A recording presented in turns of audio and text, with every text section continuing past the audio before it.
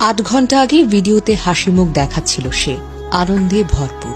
আর আজ সে উচ্ছ্বাস আর হাসি শুধু স্মৃতি হয়ে রইল।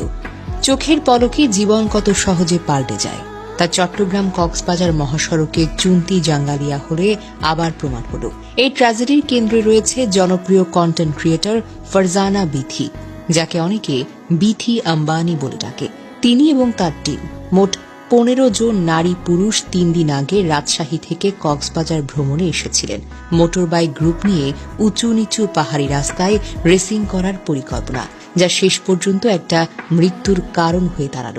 বিথি নিজের টিম মেম্বার এবং অনেকের ধারণা এই ট্রিপের প্ল্যানারও তিনি। কিন্তু এত দূরে, এত রিস্কি জায়গায় কক্সবাজার থেকে ফেরার পথে এই দুর্ঘটনা, যা শুধু একটি অ্যাক্সিডেন্ট নয় বরং অসতর্কতা আর অহংকারের ফল। অতিরিক্ত কোনো কিছুই ভালো নয়। সমতল রাজশাহীতে যা করছো তা কি পাহাড়ি চুন্তিতে করতে পারবে? গরিবের রাত আম্বানি আর বিথি আম্বানি, এই নামগুলো শুনতে মজা লাগে তাই না? কিন্তু রিয়েল লাইফে রিস্ক নেওয়ার ফল কি হয় তা তো দেখলাম।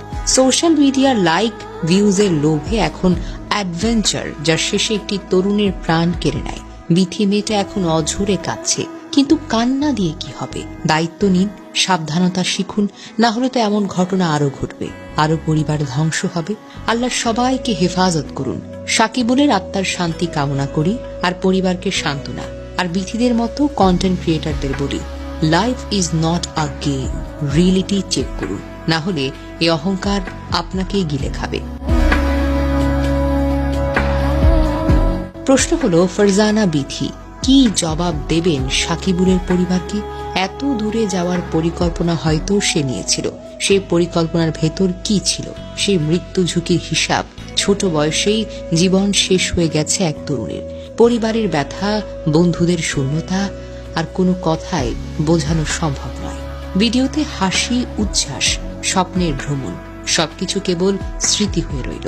যিনি মারা গেছেন তিনি যেন জান্নাতবাসী হন, কিন্তু যারা ঝুঁকি নিয়েছে, যারা উচ্ছ্বাসকে প্রাধান্য দিয়েছে নিরাপত্তার চাইতে, এদের দায় কে নেবে? পরিবার হারিয়েছে তাদের সন্তানকে, বন্ধু হারিয়েছে প্রিয় মানুষকে। এই শূন্যতার ভার কল্পনাতেও নিতে ভয়। আমরা যারা নিরাপদে বসে গল্প শুনছি, তারা কি সত্যি বুঝতে পারছি এই রেসিং, এই ঝুঁকি? সত্যি বলতে জীবন আরেক মুহূর্তে চিরতরে শেষ হতে পারে। আজ কক্সবাজারের পাহাড়ি রাস্তায় প্রাণ গেছে, কাল হতে পারে অন্য কারো। তাই যুবকরা উচ্ছ্বাস, আনন্দ ও হিরো হওয়ার খোঁজে নিজেদের জীবন ঝুঁকিতে ফেলবেন না।